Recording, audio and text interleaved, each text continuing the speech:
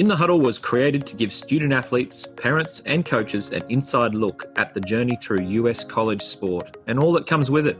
The demands, the experiences, the excitement, and the opportunities available to our student athletes from around the world. Study and Play USA facilitates a comprehensive, customised approach for student athletes and families for their whole journey, from their high school preparation years right through to US college graduation.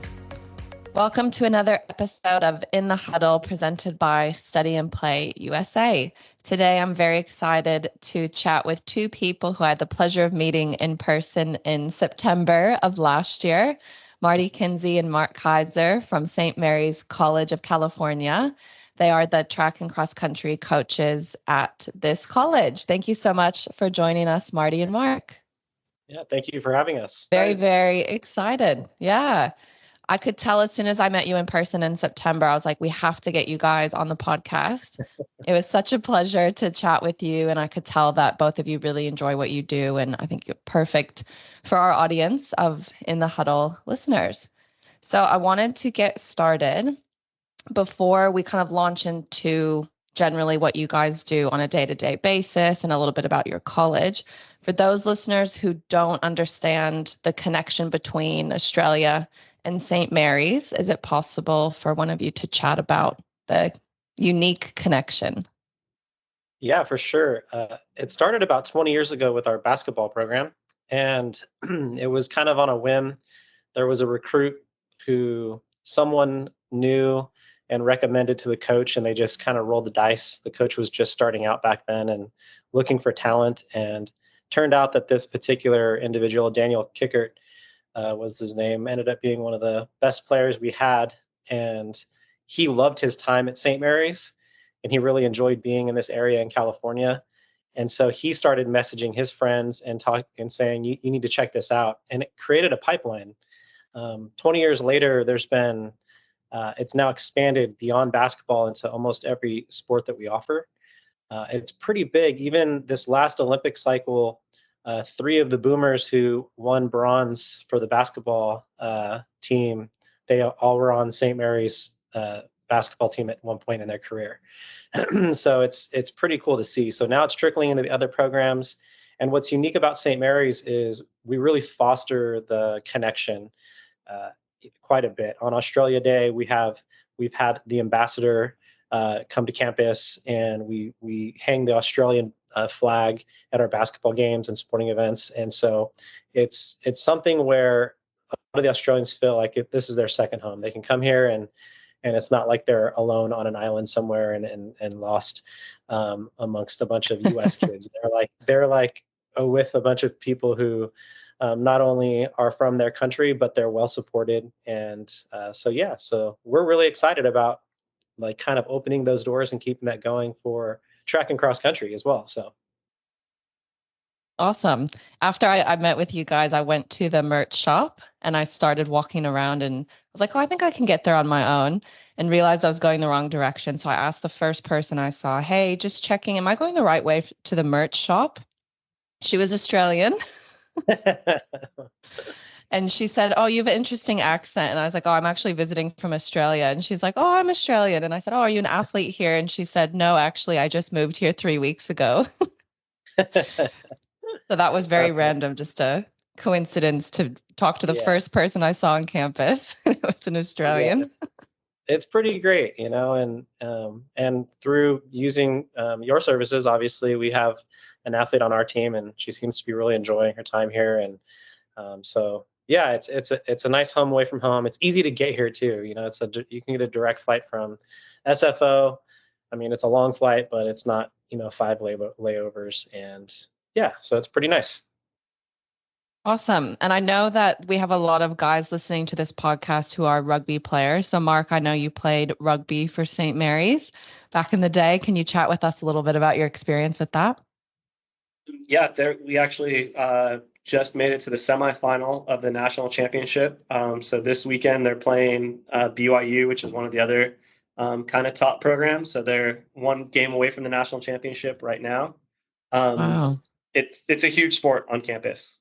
We don't have a football team, so we have basketball with a bunch of Aussies on it, and that's kind of our flagship sport. The other sport is rugby. So we've had two really big games the last couple weekends, playoff games that had 5,000-6,000 people at it. The rugby team is like top notch. There's a bunch of guys that play on their home country teams. We have guys from all over the UK, Kiwi guys, a bunch of Islanders. So it's kind of like the athletic department as a whole, though. There's a bunch of international athletes on that team, and just on campus, like you saw, even just random students that aren't athletes.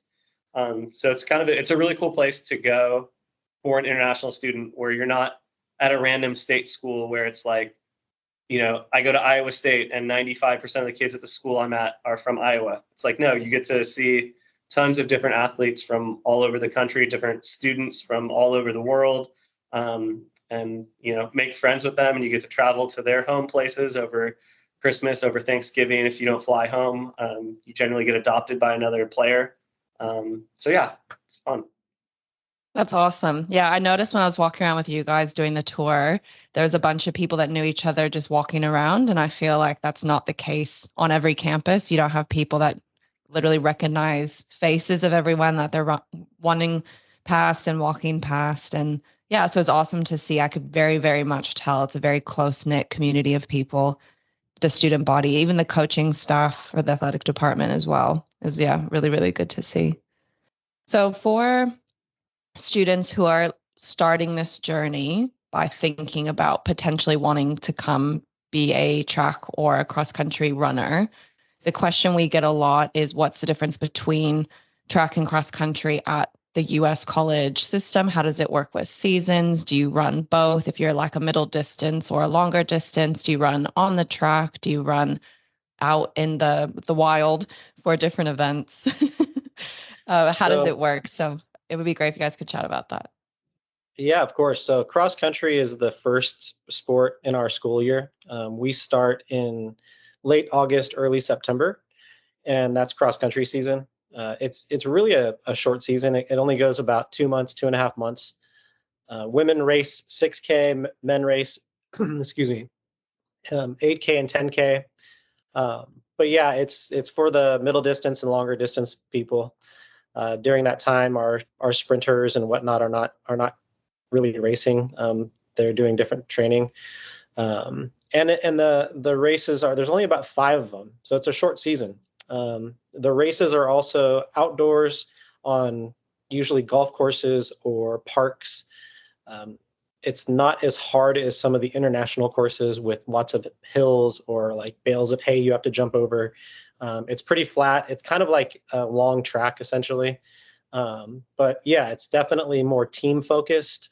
There's a higher emphasis on scoring points for your team and doing well against the competition as a university. Track is a little bit more individualized. So we go from cross country right into indoor track, and that starts in December and goes through March. And indoor track's a lot of fun. It's ironically, there are no indoor track facilities in the whole state of California, but nearly every university sponsors indoor track. So we train outdoors because we typically have good weather, but we fly to places like to Washington and to Idaho and to various places that have indoor facilities, and we compete.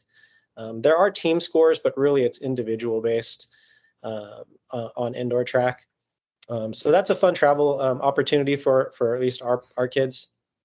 And then that goes right into outdoor season. Outdoor season starts in the beginning of March and goes up until about June. So that's a little bit of a longer season. I think track is, track's kind of the gold standard of our sport. We don't have Olympics cross country. It's track and field is where the Olympics are. And it's a lot of fun because people can specialize in their event, and the races are much smaller than cross country, which might have 200, 300 people in one race. You have 12 people in your race, you're competing to win, and that's a lot of fun. So cross country season is very important to St. Mary's, so we definitely put an emphasis on it and want people to come here and compete in cross country. But track is definitely, that's kind of the, if it were, for us, track is just, like I said, the gold standard. So it's fun to compete week in, week out. And that one's definitely more travel, more races, We compete probably up to 12 to 13 times in a track season. And yeah, hopefully that answered your question. Yeah, for sure. That's a good chronological order of how it works. And for those people listening, the academic school year starts in August. So that's why Coach Kinsey was talking about August being the beginning of the year starting.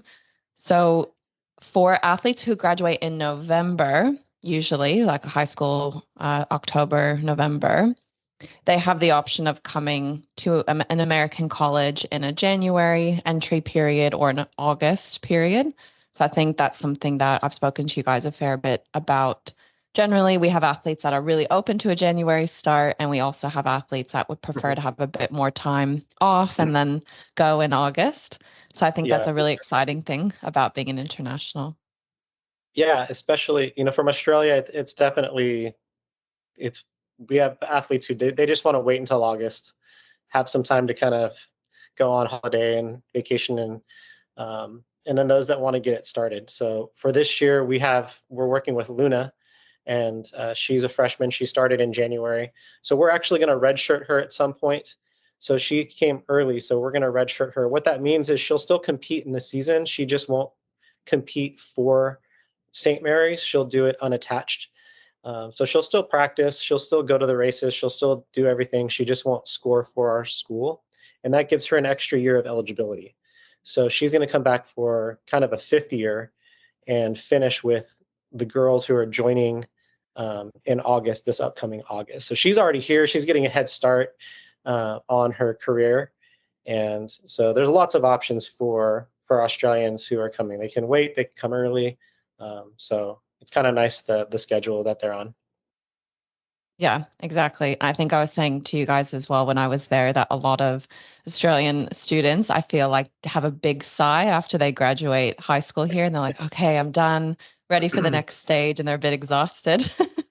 Whereas I feel like I graduated high school in the US and I was like, yep, pumped, ready for the next stage. Let's go, let's do it, ready just straight away to go to the next thing. So I've noticed that's a little bit of a difference. But so with the indoor, what you're talking about seasons with indoor and outdoor and weather, I know a lot of people that we speak with are obsessed with coming to California. So I'm sure you must get lots of interest from people looking to come to California, looking to come to a school with a great reputation and a good location. So when you're chatting with recruits, whether that's on email or WhatsApp or video calls and things like that, when people are reaching out to you or you're reaching out to them, what are some green flags that you notice when you're speaking with the recruit? And what are some red flags that you kind of make you think, this person might not be a great fit for us? Yeah, one of the things definitely is if you know you're going to be having a call with the coach, it's definitely nice if you have some questions for the coaches.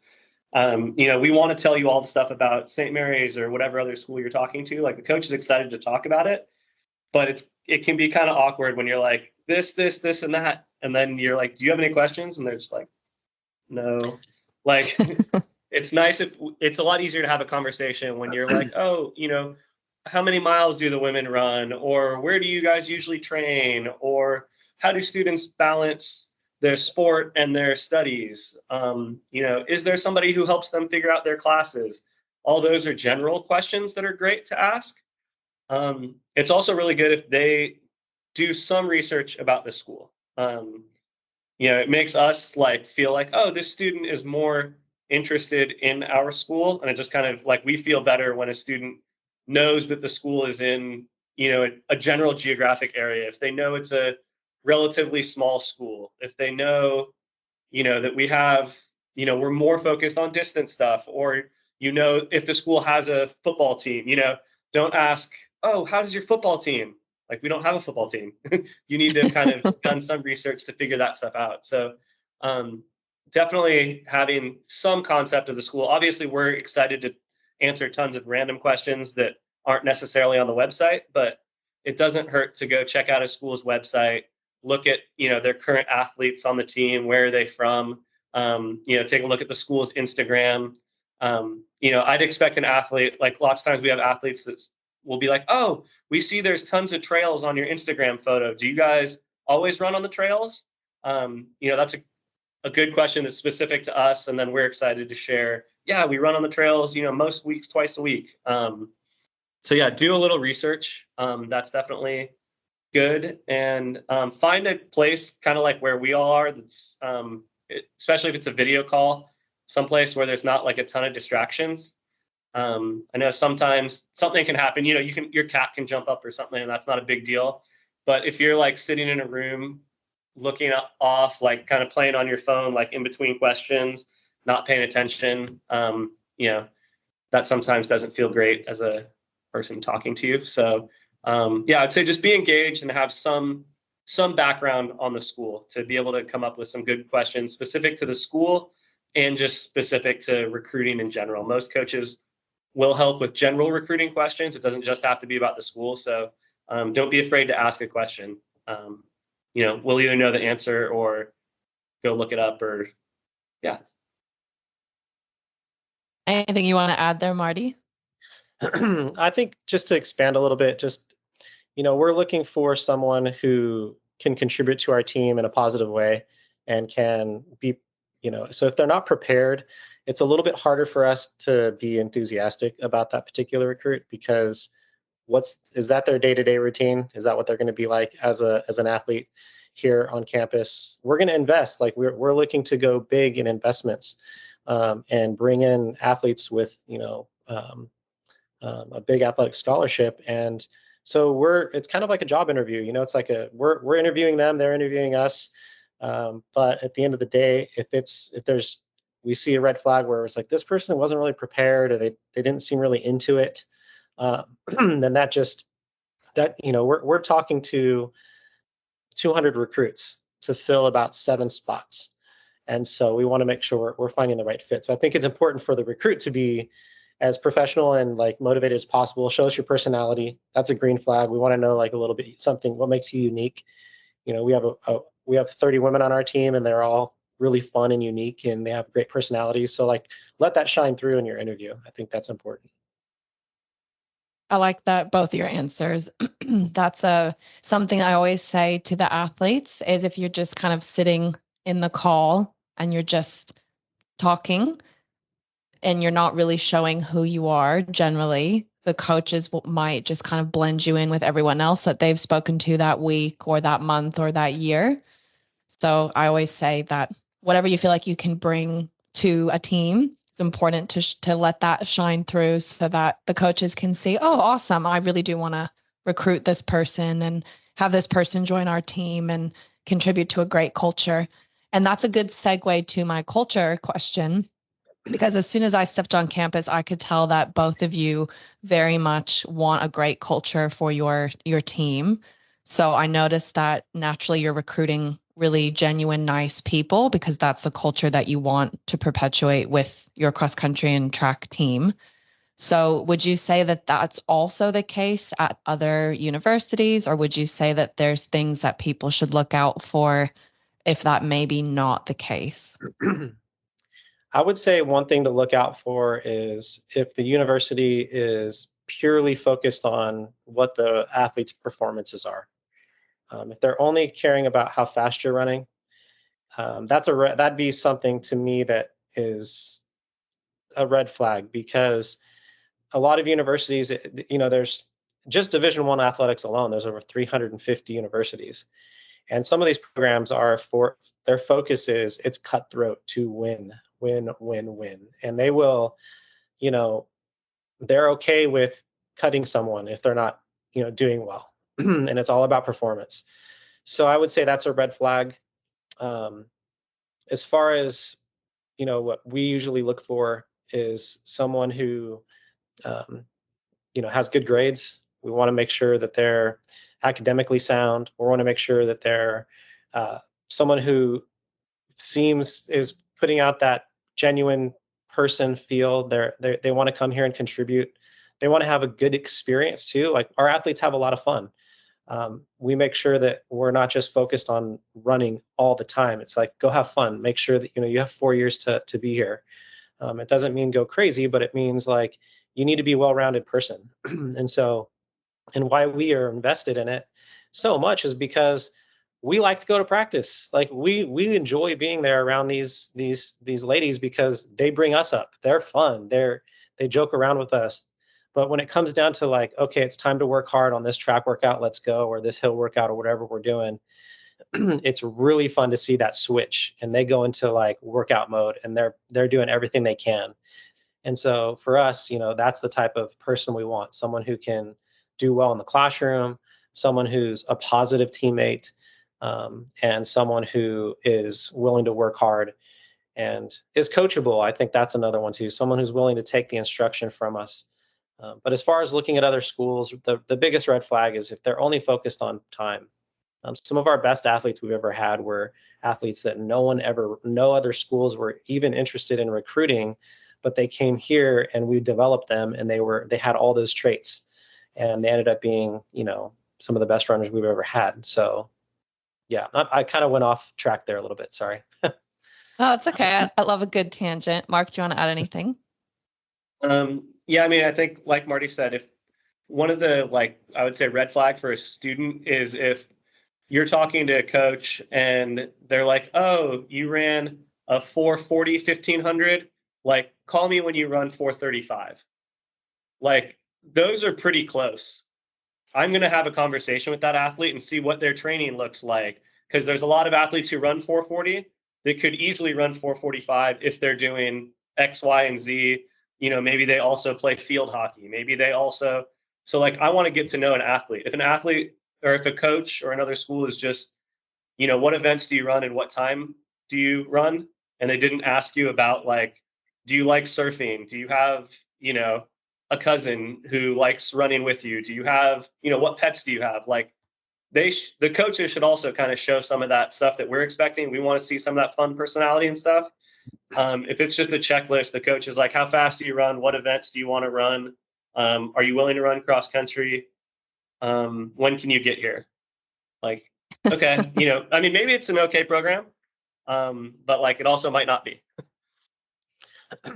Yeah, but for an international recruit, you want to go somewhere that like you feel supported. And we see a lot of international athletes in the transfer portal because they weren't supported where they went. And, those are all things I think that can help navigate the waters there a little bit, and finding a place where you feel like when the going gets tough, are you supported, or are you left out on that island, and you're by yourself? And, St. Mary's is obviously what is not that at all. So, yeah. Yeah, those are great answers, because I think that sometimes the athletes that we speak to or inquire with us say we want top 10 or top 20 or just California or just New York or national championship winning programs. And our first response to that normally is, what are you looking for as a human being with your 4-year experience? What are you looking to get out of it? Who are you hoping to be coached by? What are you hoping to do with yourself when you're not doing your sport at that university? And I think it's a big reflective process as well. So I think people learn a lot about themselves in the recruiting process, talking with a huge range of coaches. And like I said before, I could tell immediately when I came on campus, I was like, you guys care a lot about your jobs and you care a lot about developing athletes. And I could tell that immediately. And I think recruits that chat with you can tell that as well. And I think some people that go through the recruitment process are a bit too narrow-minded with where they're looking. And I think it's important for them to hear this conversation, to hear how important it is to think about all that other stuff that actually has nothing to do with their sport as well. So all the development, all the coaching, all the fun stuff. And which brings me to my next question. What kind of stuff do you guys do as a team for fun when you're not training? We try to revolve a lot of that around food. We've done in years past, we've done quite a bit of, after Sunday long runs, we'll do like pancake breakfast. We haven't done one this season. We're going to do one soon. We actually, for our international students and our local athletes, we had a potluck where basically everyone brought a food dish of something that represented their culture or something that was from their home or something that they liked. And all the women got to enjoy a meal with, enjoying the foods from each other's culture, which was really fun. And so that was good. We do a few in the beginning of the year. Well, we took them to a big escape room. It was like a virtual reality escape room. So we're always looking for fun things to do. We did a big ice cream Sunday social in the fall, and that was a lot of fun. So those are some things that we do as we try to do as a team. It's really important to us to keep expanding that too. We're trying. The team doesn't know this yet, but we're hiring this company that is going to do karaoke and do this like singing, and we're going to bring in a bunch of food, and the team's going to get together. So it'll be kind of like a fun night of music, and that'll be a fun way to kind of kick off or finish the year. We also have a fun kickball game. We do a kickball game. It gets highly competitive. And so, yeah, just like random things that the team can kind of relax and not focus on school and their sport, and just get to be friends with one another and hang out. And during races too, we generally we travel a fair amount just with our sport. So generally when we go to a race, we try to find something fun to do. We raced up in Washington earlier this year. We went to our rival. It just happened our basketball team was up there playing our rival. So the team went to the basketball game. They got to cheer and have a good time at a away game. Then we also asked the athletes, we gave them a couple options. Idaho was pretty close to where we were. And so a group of our mostly international kids were like, can we go to Idaho? We just want to check a state off. So we hopped in the car and drove 30 minutes to some random park in Idaho so they could get pictures with the Idaho sign. So we just generally, when we go on a vacation, it's supposed to be a business trip. We want to run fast. We want to do all that good stuff. But if there's 15 hours to kill after the race, we want to do something fun. We want to go to the beach. We want to go to, go bowling. We want to go to a cool restaurant. So we generally try to mix that stuff in with our race schedule as much as we can as well. Would you say that mindset is something that is typical throughout your division?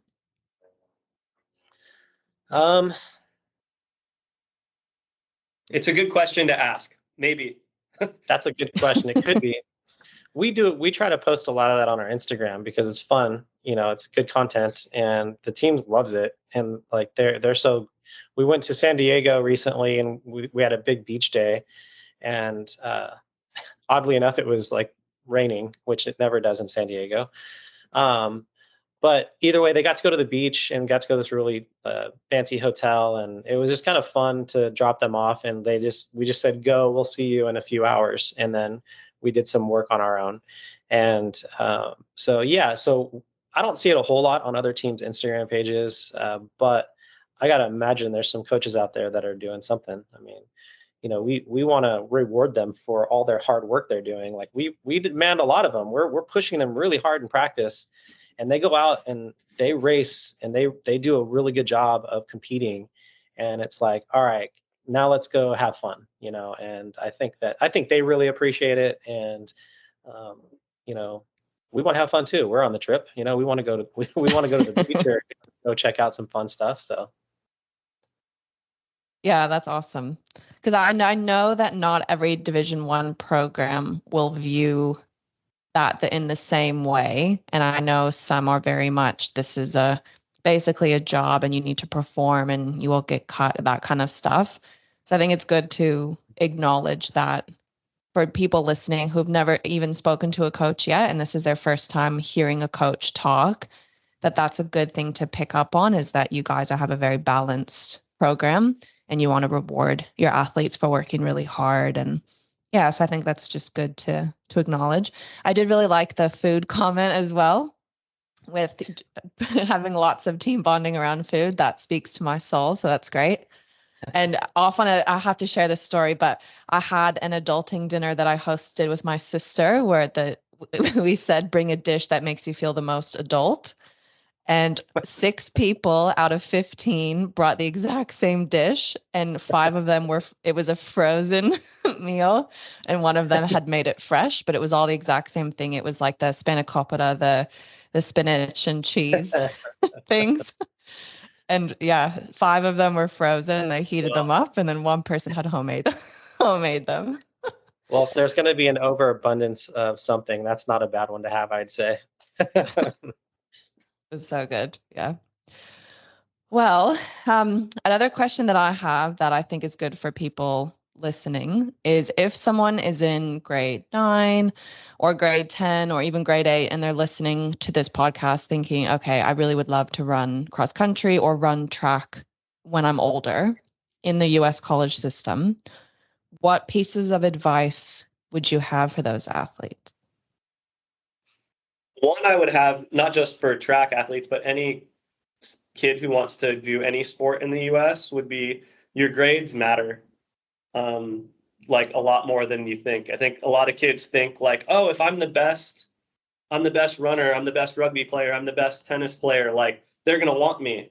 Like Marty said, we're talking to hundreds of kids. There's a lot of best tennis players in the world. There's a lot of best runners in the world. So if we have a couple scholarships and, we're talking to a girl who runs a 5-minute mile, and you run a 5-minute mile, but you have a 4.0 and she has a 3.0, like we want to offer the scholarship to the person with the better grades. So I think a lot of kids don't think about that when they're younger, and some of that stuff can actually be harder to fix later. If you're slow as a 9th or 10th grader, I'd rather you be slow when you're 9th and 10th grader. And then I see, junior year, they started focusing on track and then they became really fast. Like, it's easier to make up athletic space than if you got a 2.0 your freshman and sophomore or your 9-10 grade year. If you got bad grades, it's hard to make that up. So definitely focusing on your grades, I think, is important. International kids, I think, do a little better than some of the US kids. We want to see kids doing other things. Sometimes I think athletes are really excited to tell us they've been running just track since they were 10 years old. That's not necessarily something that every coach wants to hear.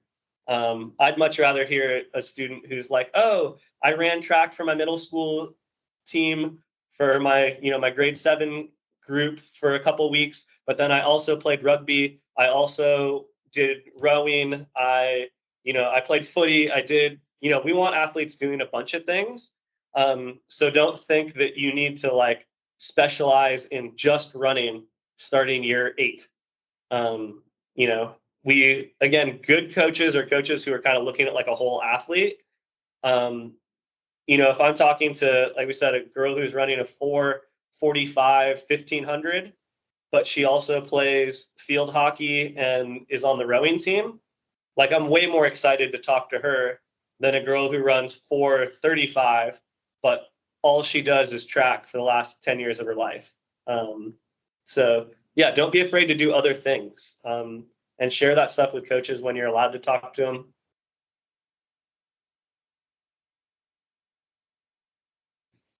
I think he went away. Do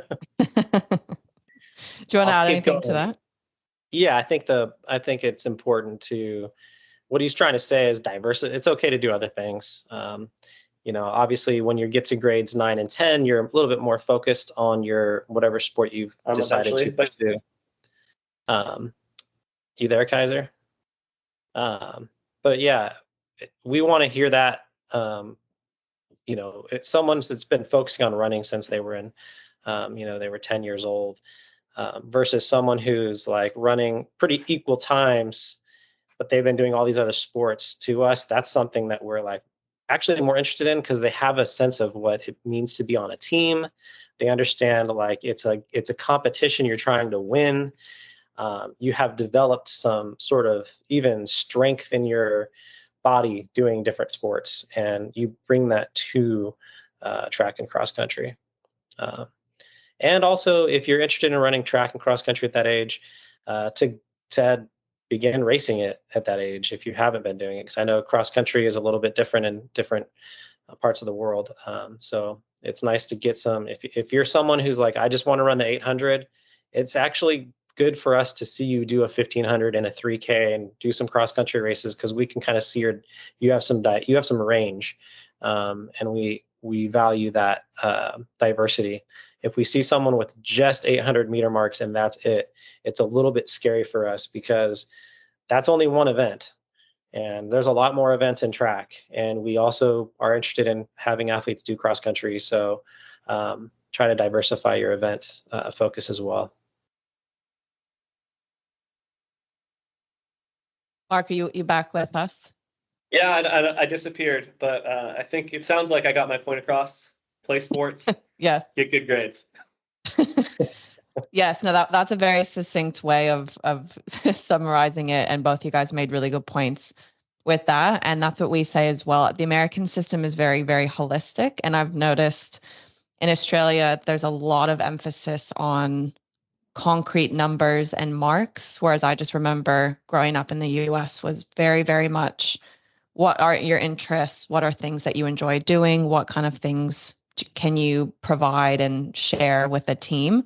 And I really like what you guys said about the different sports that you can play growing up and different activities that you do to teach you different things and help your mindset, and your body is able to do different things that you might not be able to do with just the one sport or something like that. So that's good.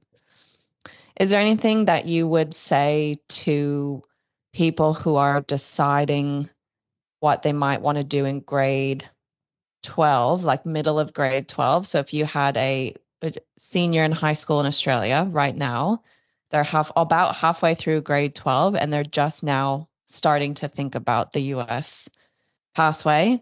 So they have the option of naturally going in January or August. And I saw you started laughing, Marty, but I laugh as well because it's very late. And I use the word late, but a lot of people here don't understand why that's late. So can you touch on timelines of how recruiting kind of works in the United States? Because I feel like I say it every 5 minutes, but I feel like it's better coming from you too. Yeah, so we start recruiting grade 11, or what we call juniors here. We start aggressively recruiting them sometime in December of their grade 11 year. So for us, that's halfway through their junior year. So someone who's waiting halfway through their senior year or grade 12, that's a year late. So we've already developed the relationships. We've already gone to see them compete. We've already offered them, they know financially kind of where it's going to be. So by the time they start their senior year, which again for us is that August, September date, most of them know where they're going to go and have already accepted offers. And the reason why it's funny, it's not funny, but the reason why it's tough for an international student deciding at that time frame is because the pot of scholarship money that we have, it's not unlimited. We only have a certain amount of funding each year that frees up when the senior class leaves. So we start making those offers, and as those athletes say yes, it's locked up. And so right now, if someone was interested in us, and barring they were maybe like an Olympic caliber type runner, we don't have funding right now for that particular athlete because we've already had all our athletes committed for fall or our incoming 2024. So that's kind of important. I would suggest if you are in that position and you find yourself, arriving to it a little bit late, get on the recruiting path as soon as possible. Start talking to coaches as soon as possible. Cast a wide net, and shoot for the star wherever you really want to be. But you might have to make some decisions on maybe not going to your top choice just because the funding might not be there for you.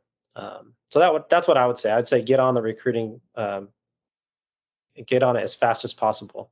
The other thing too is now that we're seeing is the transfer portal is becoming more popular in the U.S. For NCAA athletes, and so with that too, there's throughout the year these transfers come up, and so coaches are offering their money to these kids and they're signing quickly. So it's a fast moving game. So for us, we like to get to know the recruit. Pretty much we start the conversation somewhere in December of their junior year. Again, that's midway through for us. And by the time the season for us rolls around, their senior year starts in September, we're ready to make commitments. We had 7 athletes commit, I think, by October this year. So Yeah, that's a great way of explaining it for everyone listening who is not familiar with how the recruitment cycle works and the speed. And I would even say the timing. If someone's an athlete here that's younger, can you speak to the rules of communication? So if you have someone who's in grade 10 or grade 9, can you guys explain to people who don't know about the rules of communication with a coach? So grade 9 and 10, we're not allowed to have much recruiting contact or interaction. So if someone sends us an email, we're technically not supposed to reply to, say, a grade 9. And the main thing for us is it really opens up August 1st of what during their junior year. And their 11 years. So at August 1st, we're allowed to start. August 1st. So we're allowed to do phone calls. We're allowed to do video chats. We can do written community. We send letters. We can actually come to Australia and watch that person compete and have in-person contact. But prior to that, it's limited. We're not allowed to do that. So if someone is in grade 9 thinking, I'm going to start contacting all these coaches, and they're going to be a little upset when they don't get all the responses because it's an NCAA violation for us to recruit that young. But starting August of that junior year, we're able to begin communication. So yeah, does that answer your question? Like at that point, it's all good. They can come as a junior too. They could, if the athlete was interested in coming to the U.S. and visiting, we can do on-campus visits. We have 2 types. There's an unofficial visit where they just come on their own and they pay for everything on their own. And then there's official visits where when they get here, we can, have them stay in the dorms overnight and pay for their food and take them to events and stuff. So yeah, that's kind of the timeline. Does that make sense? Yes, that's very helpful, I'm sure, for everyone listening about how that works. And I think some people get confused when I personally talk about the recruitment process starting way before grade 11. And I think people don't always understand what you are allowed to do and what you should be doing and what you can do before you're allowed to start talking to coaches. And I was speaking to a coach the other day who said that they get Christmas cards, like a one-way communication Christmas card from athletes in like grade 7, grade 8, like, hey coach, I know you can't speak to me yet, but here's my family's Christmas card. So there's definitely targets. Yeah, we get those too. And I haven't got a Christmas card yet. So if anyone wants to send one our way, that'd be very nice. But we do get emails from people saying, hey, just want to update you on my progress. And those are great too, because that shows us that they're really interested in us. And the more interested they are in us and show us that, we're going to engage with them more. We're definitely going to think, hey, this person is already like someone who we would love to have on the team because they're engaged with us. They're updating us on their performances, whether it was good or bad or what happened. They're telling us about things that happened outside of their sport, and there's a relationship being built. And those are all really important because that's who we want on the team. We want people who we can get along with, and we know that want to come here and be a part of what we're doing. Yeah, I love that. Mark, anything you want to add to that? Just with the emails and stuff, I know it's definitely really helpful when they have like some guidance from y'all about how the process works. But for the ones just randomly sending out emails, definitely don't just put a list of 10 colleges on an email. We get those sometimes where it was just like a form thing where they like spammed like the 15 Division I colleges in Northern California. Like I delete those. I don't even read it. Like if there's 10 other coaches on it, or if they're like, oh, I'm really interested in the University of San Francisco. And like, I'm not the University of San Francisco. I may read it and see if you're really good and give you another shot. but like try to like make sure you're doing your homework on that stuff, that you're like proofreading your stuff, that you're sending it individually to a coach. You might send out 50 Christmas cards. We don't know that everyone else got a Christmas card, but if you send out an email with 50 other coaches on it, it feels a little less exciting for us. Yeah, fair enough. Very, very understandable. It's another red flag. Yes. A green flag is, hey, Coach Mark at St. Mary's College, I'm excited to hear more about the Bay Area. Like, green flag. Hey, yes. Coach, I want to learn about running. Not as exciting. Yeah, customization is big. Yeah, that's good. I would say for the athletes that we help, we definitely make sure that they think about what they're doing, they're thoughtful about it, and it's not just I got to just do this quickly because I must do it. We really are trying to talk to them about, think about what you want in your experience, research, chat with the coaches, be prepared, be polite. And for me, the thing I say a lot of the time is be understanding and patient, because you guys are really busy. So be aware that this is not a quick process and it's not an easy process sometimes. So it's really important for all of our athletes and anyone listening to make sure that they're aware how busy the coaches are and how limited time you guys have. So to really be respectful and patient. Yeah, and don't be afraid to like send a follow-up text or a follow-up email. If you haven't heard back from somebody in a couple weeks, like it's okay to be like, oh, hey, be nice about it. Not like, why didn't you respond to my email? But like, hey, I know stuff is kind of crazy. You might have missed this. And, just wanted to reach out or follow up on a text. But also, if they don't respond in a pretty reasonable time, that's also a red flag. Like we are busy, but I generally try to make it a thing that I'm going to respond to, every athlete who reaches out to me. I'm going to try to respond. And some schools aren't going to do that. So, if you send a coach three updates, like, oh, hey, just reaching out again. Like if they didn't get back to you after a couple of those, like maybe time to move on and find a place that's going to answer your email. Yeah. Yeah, that's good. Or even chatting with someone, hey, I've been trying to contact these few schools. Do you think it's best? I might need to rethink my strategy. Like someone who's trying to contact, I don't know, an Ivy League school with a 1.8 grade point average kind of thing. Like sometimes it's good to rethink strategy on where you're looking. Absolutely. Yes. Well, thank you very, very much for your time, both of you. It was so great to see you again through the camera. And I already want to come back. And I saw a photo from one of our athletes that's there of her at the pool. And I was like, oh, yeah, I've been to that pool. I got that tour. I should have worn my St. Mary's shirt today. Well, we really appreciate it. We are really excited to, recruit Australia and to really build this. And so we appreciate you taking the time to invite us to be a part of this too. So thank you. Of course, of course. We look forward to hopefully making a journey out there to see you all and some fun Australia stuff. Yeah, there's a big national championship coming up shortly. So I'll chat with you. Actually, it's not shortly, but I'll chat with you guys about it off camera. It's actually quite exciting. So I'll let you know more about that. But yeah, hopefully we see you on this side of the world soon and we get more Aussies to St. Mary's. All right. Awesome. Thank We're you excited. so much.